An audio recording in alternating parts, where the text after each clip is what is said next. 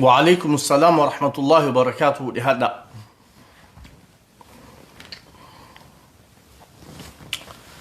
وعليكم السلام ورحمة الله وبركاته.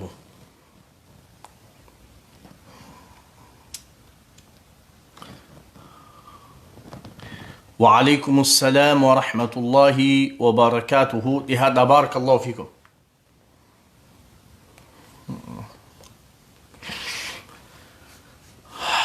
الحمد لله. إهو خنا فيسبوك نلاقي بينا فيامون توري الحمد لله رفل لي ربي تنهيمامه. إن شاء الله لهذا. طيب، أعوذ بالله من الشيطان الرجيم. بسم الله الرحمن الرحيم. الحمد لله والصلاة والسلام على رسول الله وعلى آله وصحبه ومن والاه. أما بعد، والسلام عليكم ورحمة الله وبركاته. خبجمتوتا وبولين إسلاما بكجر تنيت نجيني ربي سنرت هاجراتو. ربي سبحانه وتعالى جال لدين إسلام قلبي تنيخيسا نفاخايو. جال لنبي محمد صلى الله عليه وسلم قلبي تنيخيسا ربي نفاخايو. سنة إسا ورق أبتي ديم ربي نهاتاسسو. ربي دندها داتي جرو في جرينيان وهند خيستي ورنبي محمدتي هدأتي ديم ربي سبحانه وتعالى نهاتاسسو. جتشا واني أما رفيخوني والله واحد دو أدنباس أبولين إسلاما. eenyu dhugaan diinsaa jaalataa, eenyu dhugaan diinsaan jaalanne. Namuu wanni hojjetuuf beeki faaruu barbaadaa fi nama islaamaa biratti beekamtii barbaadaa fi maqaa barbaadaaf namni hojjetu hin jirutu. Namuu akhiraa isaatiif hojjeta. Imaanni kun hangam takka qalbii tee keessa jiraa, diinkeetii si jabaadha moo waan biraatii si jabaadha? Nabi Muhammadii sallallahu alayhi wasallam sitti fardiidha moo waan biraatiitu sitti fardiidha? If beetaa jechuu. باقا الله الدباسو في ربي سبحانه وتعالى وان تكفيد وان دران ندرا دخوتيتور وان نتنبين سببك أبصوتي نمخم بوتامي وان براخيسا قليجرو والرمسلانو تنك أبصوينا سبخنا في أبنا سبخنا فوريقمنا جاوتو خبجا إسلاما ميلان إردي ماجر خبجا إسلاما إردي إجتشاجر hangam takka tuffii isaan ummata islaamaatiif akka qaban, dubartii islaamaatiif akka qaban, hangam takka amantiin islaamaatun isaan biratti watakka illee kan qabne afaaniin nusobaa keessa isaaniitiin waan biraa dhooyfatanii akka deemaa jiran seenaa jimjimootu ragaa baatee jirti jechuudha obboleen kee kan islaama. Gabaabumatti wanni kuni ni dabra. Wanni kuni ni dabra. Rabbi biratti galmeen hundinuu ni galmoyti jechuudha. Rabbi biratti galmeen hundinuu ni galmoyti. Ammoo antaniin siidhaamu jabeenya yoo barbaadde diin keetiin jabeenya barbaade. Ulfina yoo barbaadde islaamummaa keetiin ulfina barbaade. Kabajaa yoo barbaadde islaamummaa keetiin kabajaa barbaade duuba garte. Hay. Tayyib. Maal balleesse ummanni islaamaa? Maal hojjete ummanni islaamaa? Yakki ummata islaamaa maal? qabsoo namni silaa amma dhaabbatee ni deemu tana oromummaa ta'e kasitti himaa ture jaarraa abbaa gadaatii bar. Ati oromoo ta'uu kasitti himaa ture jaarraa abbaa gadaatii bar. Qubee ati amma itti barreessaa jirtu khallafa siif kaa'e Sheekh Muhammad Rashaadii bar. Ummanni islaamaa qabsoo oromoo keessatti qooda leencaa qabatu. Ummanni islaamaa qabsoo oromoo keessatti lafee duwidaa katahee deemu jiru. Qabsuma amma akka deemaa jirtu tana hunda isii abbaan ummata islaamaati. Nabiyyi ummanni kun hordofu namtichi tortoraan san engada bahee dubbatee jechuudha. Hanga dandahametti irratti dalagamaa jira. Osoo kun hundi deemaa jiru bakka silaa akka nama baratee tokkotti, akka nama waa beekuu tokkotti, akka nama waa xiinxaluu tokkotti, akka silaa nama safuu qabuu tokkotti gabbahanii akka ummata biraatitti waan kana balaaleeffachuu qaban inumaatu hayyuu akka Sheekh Amin Ibroo faaratti raddi godhuu barbaadde. Hay, akkamittuu waan akkanaa dubbattanii, akkamittuu yeroo amma keessa jirutu yeroo akkanaati. Dayyuusa nu seetee boo hay khatuqame nabii rabbiiti alayhi salaatu wasalaam. Ati dubbiin siin galle nabii rabbii dubbiin nabii rabbiititti gizee dhufte alayhi salaatu wasalaam. Dubbiin maqaa nabii Muhammadin gizee dhufte alayhi salaatu wasalaam. Qabsoo fi wanti hundinuu ni afattii jechuudha. خبجاتنا في الدبسنيتي akkasi waliin qabsoynaa jechuudha. Nama akka keetii ka jibbaa islaamummaatiin guutamee deemaa jiru ka ummata islaamaa sobuu barbaadu kan firraa qulqulleessineeti akkasi ka qabsoynu dur. Lakkaas isin waan biraati jirtanii jechuudha dur. Lakkaas isin numarra duulu jirtan boo. Lakkaas isin numarratti qabsaa'u jirtan. Lakkaas isin numa adamsaa jirtan jechuudha. Yaa ummata islaamaa hirriibaa ka'aa dammaqaa. Antaniin isinii dhaamu tan watakka wallaahi waaniin dilas dubbadhu illeen qabu hayyuu hedduun na dura dubbate beekaa hedduutu na dura dubbate ammoo waggaa meeqa dura duba gartee dubbiin tun irratti qabsaawaa turre arrabbiin ifa baase.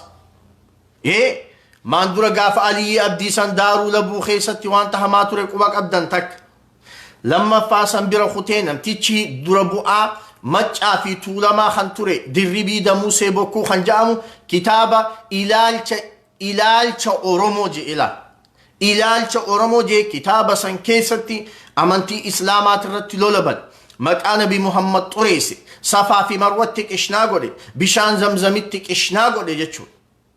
San dura miidiyaa OMN gubbatti gaafa ayyaani irreechaa dhihaate namtichi tokko obbo Abdiisaa maal akka jaaniin hin beeku ol bahee maali maqaan Mahammadii fi Khadiijaa jedhamu kun akkas jee maali maqaan Mahammadii fi Khadiijaa jedhamu kuni maqaa kana isinirraa jijjiirraa koottaa dirree irreechaa jee jechuudha.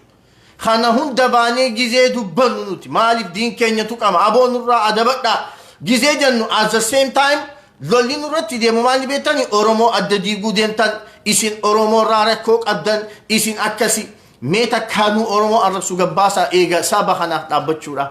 Mee takkaanuutu saba kana xiqqeessu nutti as baasaa eega saba kanaa wajji dhukkubsachuu bakka sabni miidhametti bakka sabni rakkatetti bakka sabni nu barbaadetti takkaa dhabamnee hin beeknu. Garuu nabiyyi keenya warra tuqaa jiru kana alayhi salaatu wasalaam yaa fayyaalessa kiyya asittiin dubbachuu jiratu. Hayyi. Nabiyyi keenya arrabsaa jiru kun isin mul'achuu dhabee maa nabiyyi keenya xuuxanii jennee gizee nuti irratti dullu as deebitee ati nurratti dulta. Hay saboo aqlii numa qabdaa fayyaa numa qabdaa yaa obboleessa kiyya.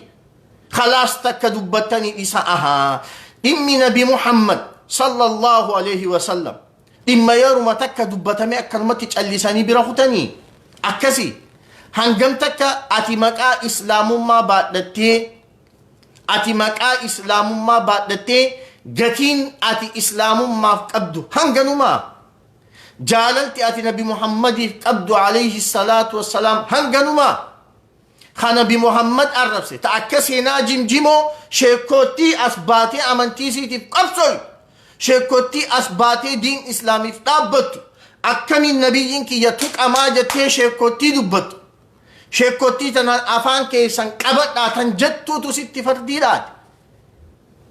Akkasii yaa obboleessa kiyya dhageessittiin hima addunyaa tana gubbaa namni zalaalam ta'u tokkollee nun jiru. Anis niin du'a atis ni duuta hundi keenya ni duuna garuu gaafa fuula rabbii dheyne maaliin akka fuula rabbii dhaabbattuuf laal. Maaliin akka fuula rabbii dhaabbattuuf laal. Achi deemaati isii naamusa qabsiisa. Achi deemaati isii kabajaa barsiisa nuti badii takka illee hin qabnu kabajaa diin keenyaatiif lolaa jirra kabajaa islaamummaa keenyaatiif dubbachaa jirra diin keenyaa nurraa tuqame islaamummaa keenyaa nurraa tuqame nabiyyi keenyaatu nurraa tuqame yaa fayyaalessa kiyya dammaqi يريدون ليطفئوا نور الله بأفواههم والله متم نوره ولو كره الكافرون تاكسينا جمجموت جالتو جبتو خاكا دربي دموسيتي في خا تورتراغا ماندورا دبتسان هندا فكاتو تساني osoo isaan jibbanillee funya qurquritti rabbiin amantii isaa guuttata amantii isaa bakkaan gahata moo namni akka seenaa jimjimoo kuni yuriiduuna liyuxfi'uu nuura allaahi fafakkeeysaa dhufaniin wajjin qabso jechaa waan akkanaa goona maallaqa fidaa jechaa nabiyyiin keenya gaafa tuqame bakka silaa nu wajjin salfii galtee waan kana balaaleeffachuu qabdu afaan keessan qabadhaa ta'a hiriira isiin waashingitan diisii yaamtee si achis eenyu hiriira sii baaqoy hay ummatas nabiyyi rabbiiti tuqame alayhi salatu wassalam dura gabbaa waan kana qulqulleessaa tolcha nuti akkaataa itti qulqulleeffannu itti deemaa jirra akkaataa itti hojjennu itti deemaa jirra waa hunda asirra baanee siin himnu waa hunda asirratti baanee siin himnu waan itti jirru akkanaa jenneetis dubbachuun barbaannu akkaataa nuti diin keenya itti eeggan nama keenya irratti dubbachaa jira because nabiyyi keenya tuqame alayhi salatu wassalam bakka silaan hojii dhaabbattee loluu qabdu akkamiin waan akkanaa kana dubbattanii asbaanii nurraa us jenneen nurraa us khalaas zan asbee fayyaalee si khiyyagaa ol haare duba alhamdulillah qaama godhannee jira alifaan qaamaan godhadheewu maali ni beeytaa gaafa ati diin islaamiif dhugaan dhaabbatte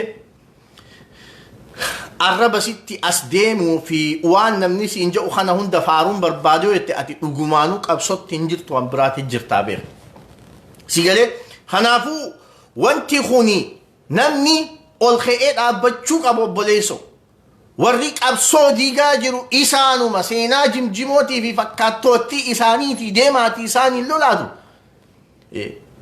an barboo lafa oromiyaa keessatti dhaladhe oromoodha anaa fi amma dhaabbatee akkamiin nabiyyiin kiyya tuqamaa jedhee sha'abiin lolaa jiru dargaggeessi lolaa jiru sheekottiin lolaa jirtu tun hundi sabaan oromoodha lafa san keessa dhalannee guddanne lafa ta'e warra oromiyaan hay warra araboo biyya arabatti isin galchinaa isin duguugnaa yoo nuti akkas isin hin goone isin araba gurraachaa nuun ja'aa kitaaba nurratti barreessaa gaa jibbaa isaan silaa ajandaa lafa jalatti dhooysatanii qabatan marii isaan iddoo adda addaatitti dhooysaadhaan godhaa turan san gabbaase namtichi si galee hay akkamitti akkana qabsoon tarkaanfattitu osoo wanni kun furmaatan arkan wallaahi dhugaan isinii himaan osoo wanti kun furmaatan arkan namuutu yoo dhugaan sabni kun isin yaachise yoo dhugaan oromummaan isin yaachiste yoo dhugaan saba kanaaf qabsooynaa kan jettan taatan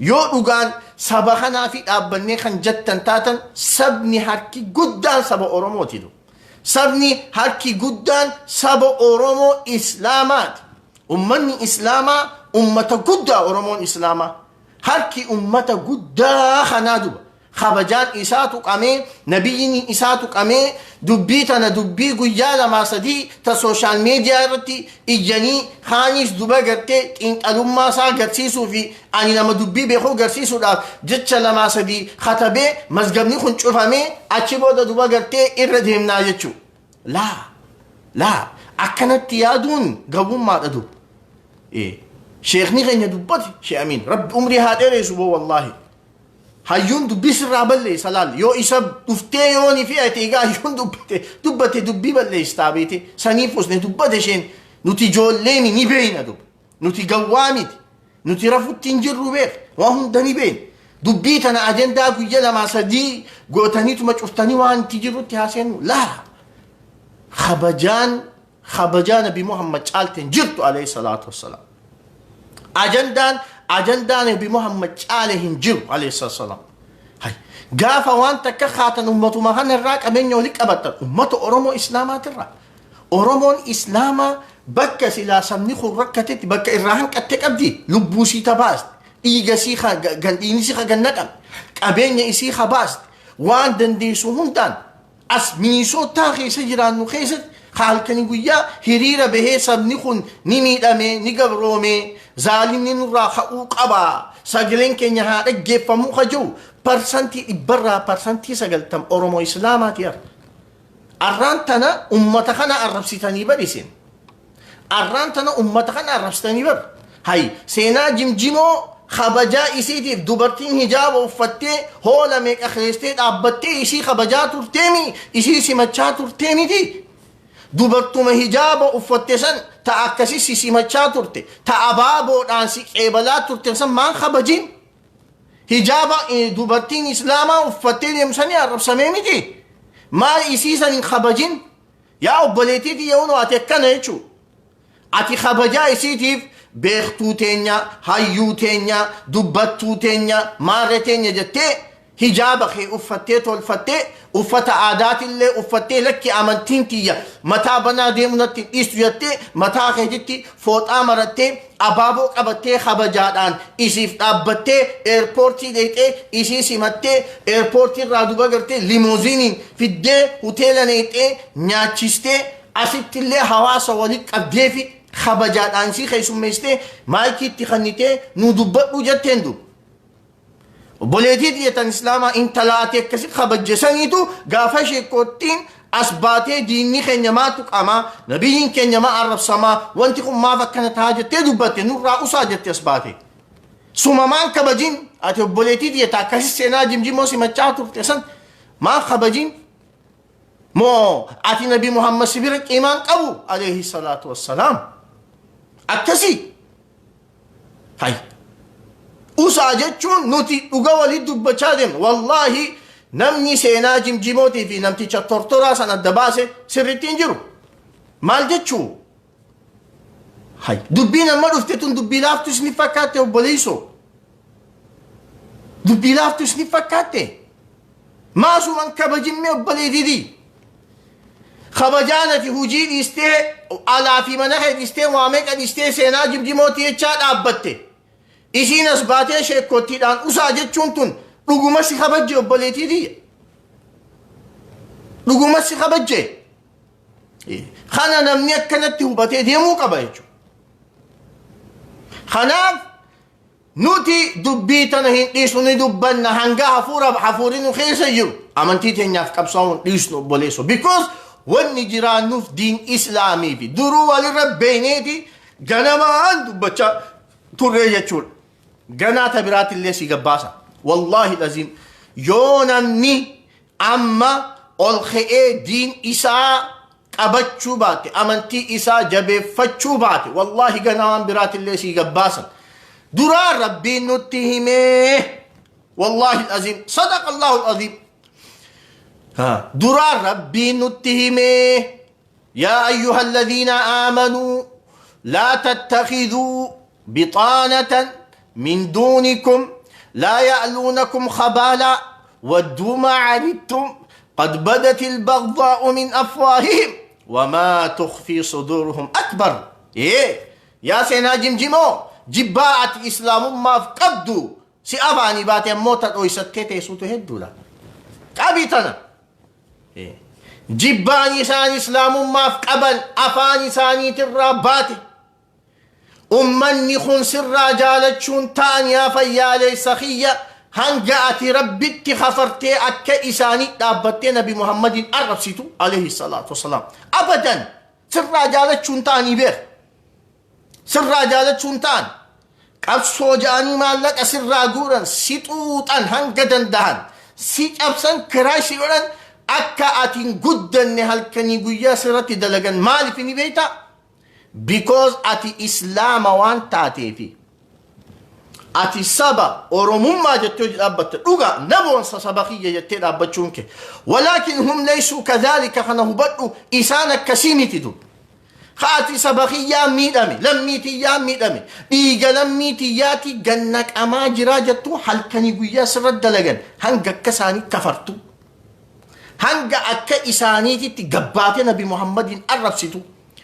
ما دامت ربك يا الله جتدمتون نبي محمد إرجما ربيتي عليه الصلاة والسلام جتدمتون أبدا سرت وجتون إسان خان خطبي نمني ربي الرقاد باتو تقل ننجرو ومن أصدق من الله حديثا نمني ربي الرقاد باتو ننجرو واني ربي القرآن خيست دباتات يهندي تتهم تدبرتي في تأمخي سجروا في تغنات اللي غنات لفوتين يدو قد بدت البغضاء من أفواههم جبان إسان إسلام ما أفقبا أفان إساني الرابات ملته وما تخفي صدورهم أكبر والله العظيم وان إسان قمساني خيسات ويستاني قدو جبان إسان سلا إسلام ما أفقبا والله قباتي دجي ثنات ودعوها دو ربي نبيه دو إيه خنافو وان كان نهندي والانتاني obboleesso nuti khayyoo biraan qabnu ergama biraan qabnu nuti paartii siyaasaatiis hin beeknu nam takkallee hin beeknu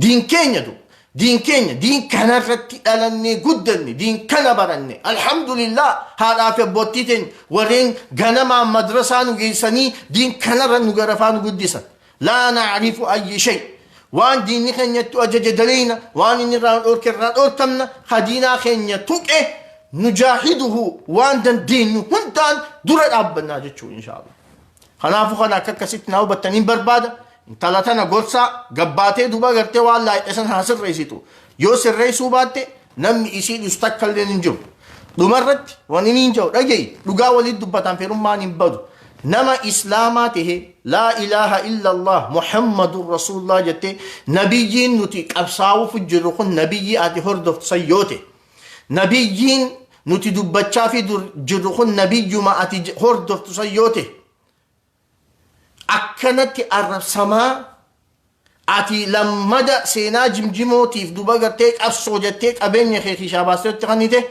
wallaahi dhugumaan siitu nabi muhammad tuffate malee isaanii miti rabbi subhaanahu wa ta'ala dandahaadha sunnaa isaa warra jabeeffatu haa taasisu yoon haqa qonname rabbi irraahi dogongoos nafsiyaatiyaaf sheexaan irraahi wassalaamu alaikum warahmatullahi wabarakaatuh